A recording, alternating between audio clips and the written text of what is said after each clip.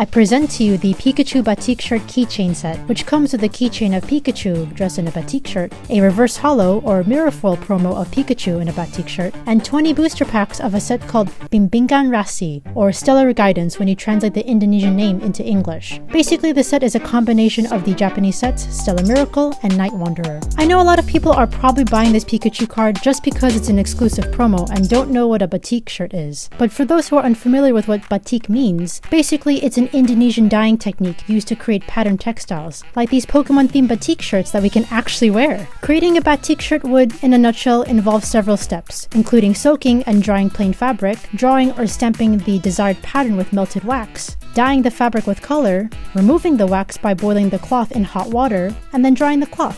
Finally, a Batik shirt is created. Not too bad, right? This whole project is part of Pikachu's Indonesia journey, and so far we have 4 different Batik shirt patterns. The Pikachu motif, the Exadu motif, the Staryu motif, and the Flower Pikachu motif, my personal favorite. But this collection box that I'll be opening in this video brings us the very first holo version of a Pikachu Batik promo. So to avoid any chaos, I went ahead and opened the collection box, got the packs, and got all the goodies too, which I will show you. So this is such a beautiful keychain, by the way, starting off with the Pikachu and a Batik shirt.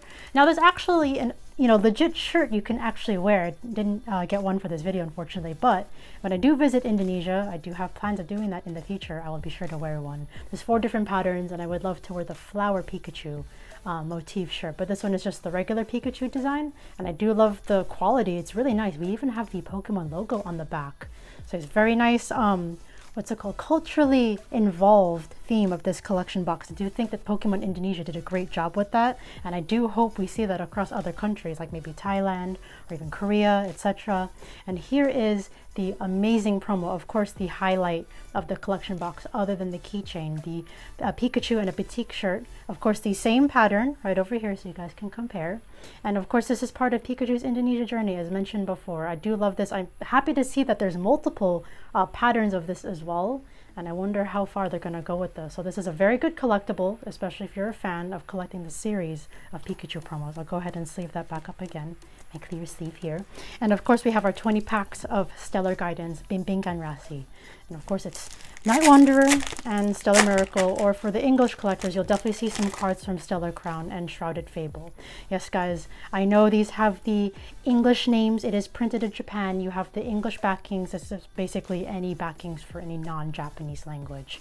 And of course, some of the names will be different. Some of them will be the same. Like this is the Mochi, but it's going to be in the Indonesian language. The text will be in Indonesian, the names will be in English. And as you can see, well, this is the Scarlet and Violet era. Everything has silver borders, but back then in the Sword and Shield era, your Indonesian cards would also have silver borders, unlike English, unlike Korean, printed in Japan. Sometimes I've heard in the past that Indonesian cards would be kind of weird because it has the English names.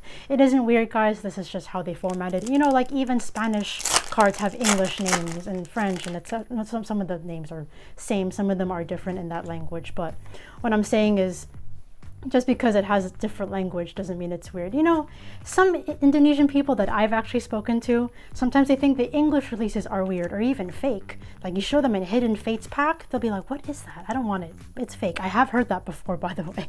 Just because you don't see this product at your local Target or GameStop or your local card shop doesn't mean, you know, it could be considered weird actually in another country, your specific English products. So, but yeah, one to the front is the card trick. Typically with booster boxes of Bimbingan Rasi, you are guaranteed a secret rare. It is formatted like a typical Japanese Pokemon booster box, and you are guaranteed typically 3 art rares. Of course, this is just 20 booster packs. We won't necessarily see that, and I'm very happy we got to pull one of James Turner's art rares, Dustclaps. That is so nice and vibrant. And of course, again, guys, the Japanese card quality is what you're going to see. You don't have to worry about these really being fake. I actually haven't seen much fake Indonesian cards. I'd actually worry more about the English cards. I've definitely seen way more fakes of that. Of course, any language can have their fakes, but I'd say don't have much to worry. As long as you feel that it's the same as Japanese card quality, you're good to go. Pretty much all the Asian language cards are printed in Japan except for Korean. That's the only outlier. For whatever reason, Pokemon Korea just want to do their own thing. But yes, guys, again, just to repeat, just because it's in a different language doesn't mean it's weird.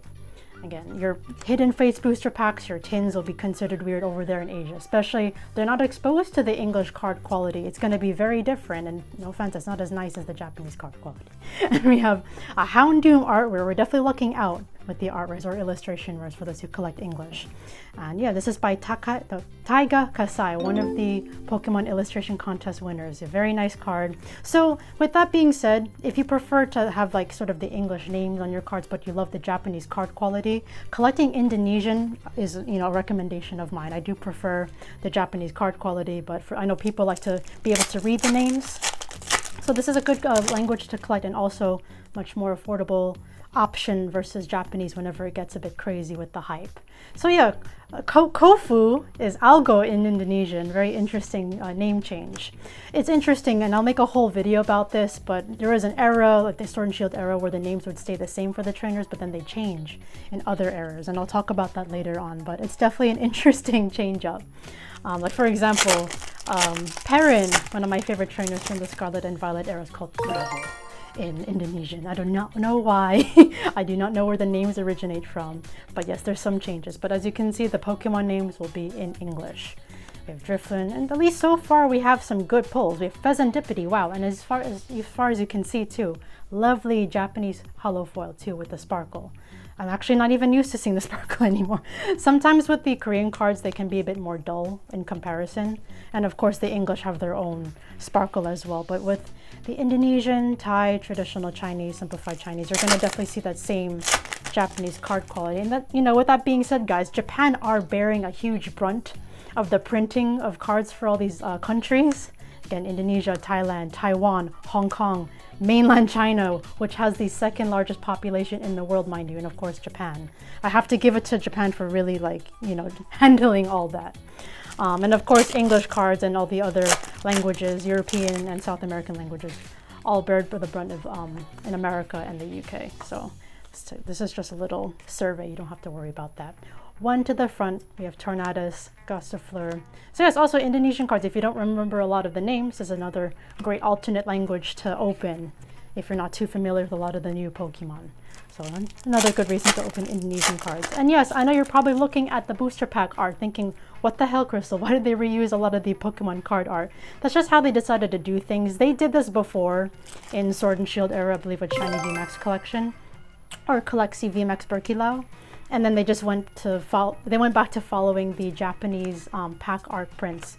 And then after, I'd say around Obsidian Flames or Raging Surf Time and Ruler of the Black Flame era, they changed the pack art to combine sets. So that's Black Sparkle. I did open that set on my channel, and then they continued doing that with the Paradox sets. I haven't opened those. I'll catch up on those eventually, guys. I will.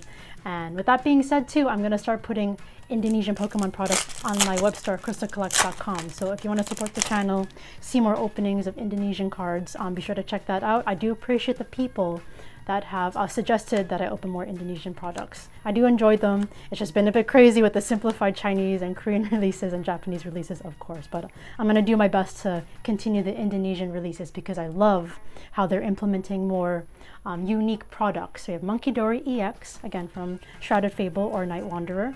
You're going to see definitely cards from that. The majority of them, not all of them. So if you're familiar with Shrouded Fable, they also added in some art rares from Mask of Change in Japanese, like the Monkey Dory, Okidogi, Pheasantipity art rares. We're not going to see that in Bimbingan Rasi. So just keep that in mind. There's going to be some differences. And of course, too, with Stellar Crown, I believe they had the Bulbasaur, Squirtle, Charmander art rares added in from that big deck in Japanese with the EXs of Venusaur, Blastoise, and Charizard. We're not going to see that too in this set. You'll definitely have that in Stellar Crown though, or Thorm EX. I do not want to pull your full art. You're an obnoxious Pokemon as far as I've seen from Pokemon Horizons. But yeah, if you enjoyed Shrouded Fable and Stellar Crown, this is also a fun set to open. It's just 2-in-1. So I believe moving forward, they're just going to continue this sort of trend. Thailand have also started doing the same thing since the previous set, if not this set. But Indonesia have been doing it a bit longer. Overall, Thailand have been copying what Japan have been doing for quite a bit since, I believe, like later Sword and Shield era. But yeah, for some time, Indonesia and Thailand, when they first debuted in 2019, they had their own unique sets up until they caught up with Japan. So once that happens, they usually just copy and paste what Japan releases, unless they decide to do something different like this. Put sets together. And it's funny because a lot of the time it just feels like they're just copying what English sets are like. We have Lydian Artware 3, very nice, by Hyugonosuke. Very nice to see. My sleeves are upside down. I do love this artware though. It's very nice at the nighttime. Hyugonosuke tends to not use outlines. I do like that in a way. It looks more modern and it's more eye-catching in some sort of way, with the colors at least. You know, you'd think the opposite with bold outlines catching our attention more, but I think because it's a bit unusual, not used to seeing it too often, it's a bit more appealing. All right, just a little survey. We don't need to worry about it. It's not a code card, guys. There's no online TCG over there. They play it more in real life. This is very nice EV. Also, one thing I noticed with Indonesian cards, they have a lot of text. There's certain cards too that, you know, full arts in particular, they get drowned in so much text. Sometimes it obscures the art. This Crobat also has a lot of text. But yeah, don't expect a secret rare pull. This is just 20 packs. But overall, the booster boxes usually guarantee a secret rare, which is very nice. So SR, SIR or UR. Slitherwing, yes, there we go. Flichinder, we have some Paradox Pokemon here too. Choodle, Zorua, Zeraora. Yeah, for example too, when I say that these sets like to copy the English releases, the next set, Stellar Lightning Strike, is essentially Surging Sparks, because you have both Paradise Dragona and Super Electric Breaker or Supercharged Breaker, the Japanese sets. They just literally combine those two. Of course, you're probably going to have some small differences because English sets sometimes throw in random cards from like decks or, you know, special products that release in Japanese. You might have your slight differences, but overall these combination sets will follow the Japanese releases and combine sets here and there. So that's something new to see with the Indonesian releases. All right, let's put that to the side. We're almost done, guys, but overall very happy. So Lacy is called Tara in Indonesian, Taro in Japanese, like the purple, light purple potato. There's also a darker purple potato called ube. Glamiao, Chinchon, Hydrapple EX. I would love to pull the special art. Yes, it's also in this set too. Like Terapagos, Dashbun, etc. And then of course the Loyal 3. So Pheasantipity, Monkidori, and Okidoki, as we've seen already, which is in the EXs for most of them. And Pecharon too, let's not forget that. The leader of the squad. One to the front. So yeah, overall 5 cards per pack as you've seen, very similar to the Japanese printed packs. Of course, the only difference you'll see really in any of the languages is in mainland China. They have their slim packs and their jumbo packs. They're unique in that aspect, which is why I really have a fun time opening simplified Chinese Pokemon cards. But because Indonesia have really involved more like cultural influence with their products, I definitely would love to open more of that. Even sleeves too. They've made sleeves after the pattern of the Batik shirt. It's even kind of like a mystery box where you can pull one of 4. Wow, that is interesting. I pulled the exact same art rare as I did earlier in the video. So that's 4 art rares, but 1 duplicate. I guess you never know with these collection boxes. You never know what you're gonna get. Very nice, by James Turner. One of the first Pokemon designers, like of actual Pokemon themselves from the West. I believe from the UK. Designed Pokemon like Tatsugiri, helped with like Shadow Lugia, etc. I've talked about this before, but I like mentioning it out of respect. We have Hypno. So last pack, guys, last 5 cards. Again, if you want to get your own product, Pokemon Indonesia products, cards, etc. booster boxes, be sure to check out my web store, KrystalKollectz.com, if you want to support the channel. I also have some merch, some bags, some keychains, etc. Thank you guys so much for watching. Stay safe, and I'll see you in the next video.